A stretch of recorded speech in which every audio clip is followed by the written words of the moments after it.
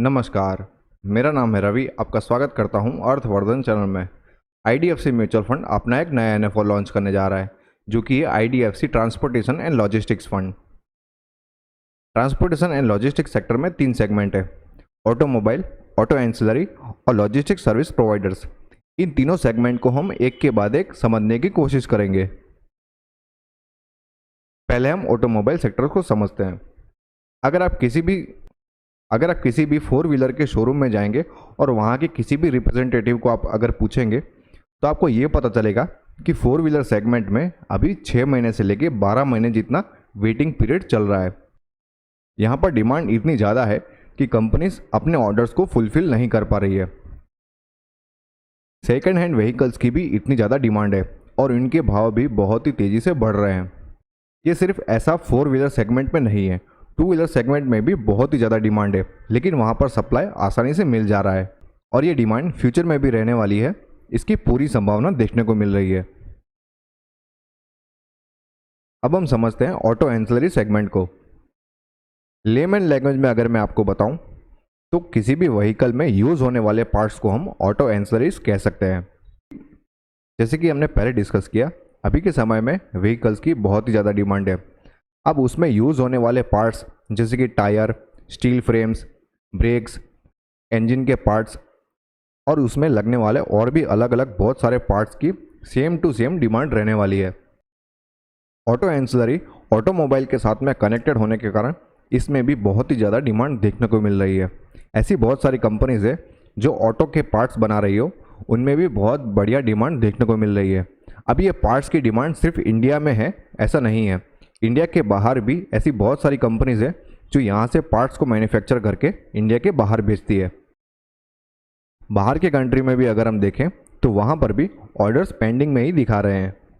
अब हम transportation and logistics sector को समझते हैं। किसी भी प्रोडक्ट को या फिर किसी भी माल सामान को यहाँ से वहाँ भेजने के लिए रेल नेटवर्क का यूज़ होता है, रोड नेटवर्क का यूज़ होता है, एयर नेटवर्क का यूज़ होता है और साथ में वाटर नेटवर्क का भी यूज़ होता है। लॉजिस्टिक इंडस्ट्री फाइनेंशियल ईयर 2020 में 16,284 बिलियन रुपीस की है और ये अनुमान लगाया जा रहा है कि फाइनेंशियल ईयर 2026 तक ये 1.7 टाइम्स बढ़कर 27,375 बिलियन रुपीस तक की हो जाने वाली है। मतलब यहाँ पर क्लियरली देखने को मिल रहा है कि यहाँ पर फ्यूचर में भी बहुत ही ज़्यादा डिमांड रहने वाली है। अब ये जो ट्रांसपोर्टेशन एंड लॉजिस्टिक्स है, उसके बैकबोन के लिए इंडियन गवर्नमेंट ने बहुत ही बढ़िया इंफ्रास्ट्रक्चर डेवलप करके दिया हुआ है, जैसे कि डेडिकेटेड फ्रेट कॉरिडोर्स। ये ऐसे कॉरिडोर्स हैं जहाँ पर ओनली जो माल सामान ले जाने वाली ट्रेन से उन्हीं को पास किया जाता है, इनके अलावा किसी भी ट्रेन को पास नहीं किया जाता है। ये अभी अंडर कंस्ट्रक्शन है और फ्यूचर में ये नेटवर्क और भी बड़ा होने की संभावना है। सागरमाला प्रोजेक्ट है, भारतमाला एंड गोल्डन क्वाड्रिलेटरल है, जल मार्ग विकास प्रोजेक्ट है, उड़ान स्कीम है और हाइड्रोजन एनर्जी मिशन भी है। और इनके अलावा भी अभी और नेक्स्ट यहाँ पर गवर्नमेंट लॉजिस्टिक्स सेक्टर में बहुत ही ज़्यादा फोकस करने वाली है, जिसकी न्यूज़ आपको फ्यूचर में इंडियन गवर्नमेंट के थ्रू देखने को मिल सकती है। Nifty transportation and logistic index ने किस तरीके से परफॉर्म किया है वो आप यहाँ पर अपने ग्राफ में देख सकते हैं। यहाँ पर हमने डेटा जनवरी 2012 से लेके जून 2022 तक का लिया हुआ है। यहाँ पर हमने Nifty transportation and logistics, Nifty 50 और निफ्टी 500 तीनों ग्राफ को यहाँ पर यूज़ किया हुआ है कंपैरिजन के लिए। यहाँ पर हमने ग्राफ को 2 हिस्सों में डिवाइड किया है। पहला है यहाँ पर अप साइकिल और दूसरा राइट हैंड साइड पर है डाउन साइकिल। अप साइकिल यहाँ पर 2012 से लेके 2016 तक का है। इस समय में Nifty transportation and logistics index ने 26% का रिटर्न दिया है, जबकि निफ्टी 50 ने 13% का रिटर्न दिया है और निफ्टी 500 ने 15% का रिटर्न दिया है। तो हम यहाँ पर क्लियरली देख सकते हैं, जब यहाँ पर 2012 से लेके 2016 तक का समय था, उस समय Nifty transportation and logistics index ने 26% का रिटर्न दिया है, जो कि बहुत ही शानदार है। उसके बाद आता है डाउन साइकिल का पीरियड। यहाँ पर 2017 से लेके 2022 तक का पीरियड लिया हुआ है। इस समय में निफ्टी ट्रांसपोर्टेशन एंड लॉजिस्टिक्स ने 11% का रिटर्न दिया है, निफ्टी 50 ने 16% का रिटर्न दिया है, जबकि निफ्टी 500 ने 16% का रिटर्न दिया है। यहाँ पर क्लियरली डाउन साइकिल में 11% का रिटर्न हमें इस पीरियड में देखने को मिल रहा है, जो कि कम नहीं है। अब जैसे कि हम सबको पता है, डाउन साइकिल के बाद अप साइकिल शुरू होने की संभावना यहाँ पर देखने को मिल रही है, क्योंकि यहाँ पर गवर्नमेंट भी सपोर्ट कर रही है बहुत ही बड़े तौर पर।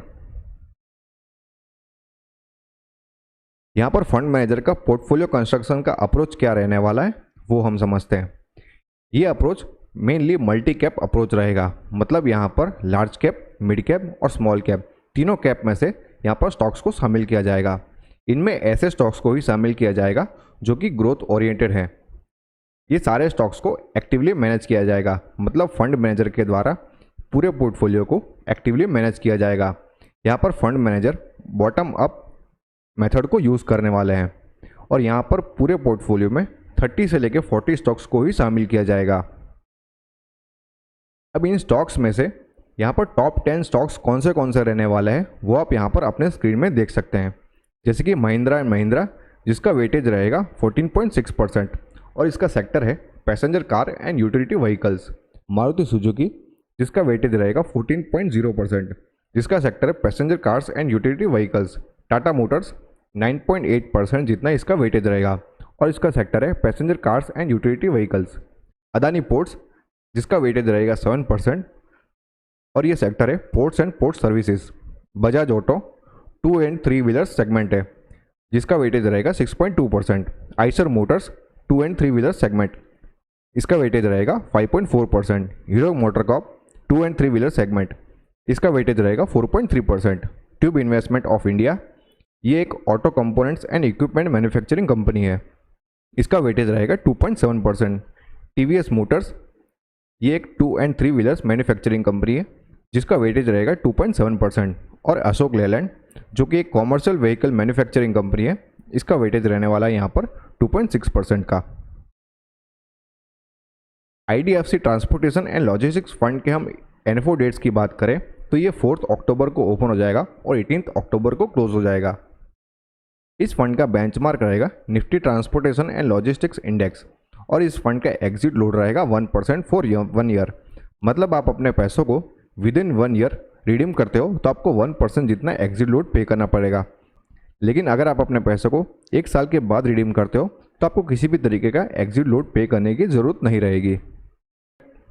ये एक ओपन एंडेड फंड रहेगा, मतलब आप इस फंड में कभी भी अपने पैसों को इन्वेस्ट कर सकते हो और कभी भी अपने पैसों को रिडीम कर सकते हो।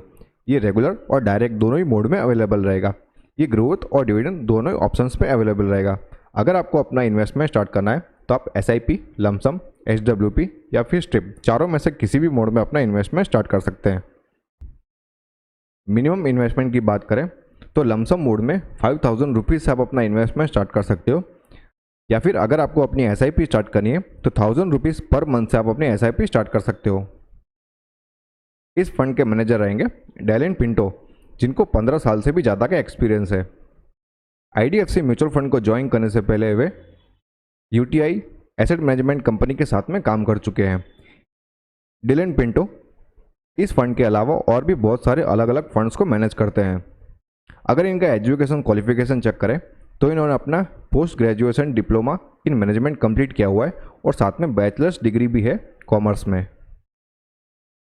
अब मेरा क्या मानना है इस फंड के बारे में वो मैं आपको बताता हूँ। ये एक थीमेटिक कैटेगरी का फंड होने के कारण आपको इन्वेस्टमेंट से पहले आपके एडवाइज़र से एक बार बात जरूर कर लेनी चाहिए। अगर आपने ऑलरेडी म्यूचुअल फंड में इन्वेस्टमेंट किया हुआ है तो इस फंड में इन्वेस्टमेंट करके आप अपने पोर्टफोलियो को डाइवर्सिफाई कर पाओगे। अगर आप लॉन्ग टर्म के लिए इन्वेस्टमेंट करना चाहते हो तो बेशक आप इस फंड में अपना इन्वेस्टमेंट स्टार्ट कर सकते हैं, लेकिन अगर आप शॉर्ट टर्म के लिए इन्वेस्टमेंट करते हो तो ये फंड आपके लिए सही नहीं रहेगा। अगर आपको इन्वेस्टमेंट के रिगार्डिंग किसी भी तरीके का क्वेश्चन है तो आप टेलीग्राम, ट्विटर और इंस्टाग्राम पर हमें फॉलो करके आप अपने क्वेश्चंस को पूछ सकते हैं। लिंक मैंने डिस्क्रिप्शन में दे दिए हैं। होप ये वीडियो आपको पसंद आया होगा। अगर ये वीडियो आपको अच्छा लगा तो लाइक करो, शेयर करो और सब्सक्राइब करो। Thank you.